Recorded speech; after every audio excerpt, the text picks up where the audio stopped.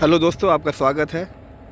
दोस्तों, मेरे इस प्रोफेशन में आने के पहले मेरे मन में कन्फ्यूजन रहता था कि आखिर जो ट्रेन है वो अपने डायरेक्शन को कैसे चेंज करता है ना। जैसे कि मेरे सामने अभी आप देख पा रहे हैं कि यहाँ से दो ट्रैक निकलता है, एक हमारे लेफ़्ट साइड, एक राइट साइड में।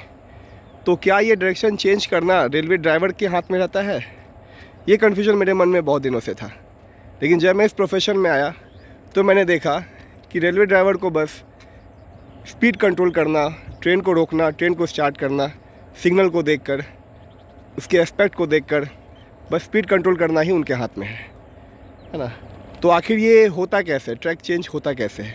तो ट्रैक चेंज जो होता है वो कंट्रोल का काम होता है। जनरली कह सकते हैं कि वो स्टेशन मास्टर का काम होता है, ऑपरेटिंग के डिपार्टमेंट का काम होता है।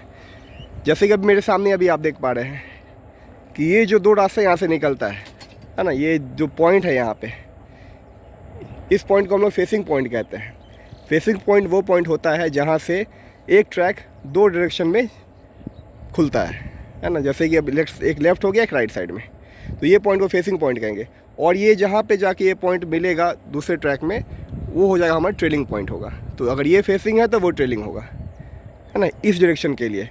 उस डायरेक्शन के लिए वो फेसिंग, तो ये ट्रेलिंग हो जाएगा। तो डायरेक्शन पे डिपेंड करेगा कौन सा फेसिंग, कौन सा ट्रेलिंग होगा। अब ये पॉइंट मूव कैसे करता है, जैसे कि देख सकते हैं अभी आप यहाँ पे एक बॉक्स लगा हुआ है, इसमें डीसी सीरीज़ मोटर यूज़ होता है। ये मोटर क्या करता है, इस लीवर को देखिए अभी मेरे सामने ये मूव हुआ। अब इसका डायरेक्शन चेंज होके क्या हो गया, ये इस ट्रैक को फॉलो करते हुए, इस ट्रैक को फॉलो करते हुए ये आगे जाके ये दाहिने की तरफ मुड़ जाएगा। पहले क्या था, ये पॉइंट इधर था और ये वाला पॉइंट इससे हटा हुआ था। तो ये क्या था, पहले इस डायरेक्शन को फॉलो कर रहा था, है ना। तो ये अभी कैसे, अभी आपने मेरे अपने आंखों से देखा कि इस बॉक्स के हेल्प से हुआ। इसमें डीसी सीरीज़ मोटर रहता है ना। ये ऑटोमेटिक है, ये कंट्रोल रूम से स्टेशन मास्टर इसको कंट्रोल करते हैं, है ना। तो ये कन्फ्यूजन मेरे मन में जो था वो ख़त्म हो गया।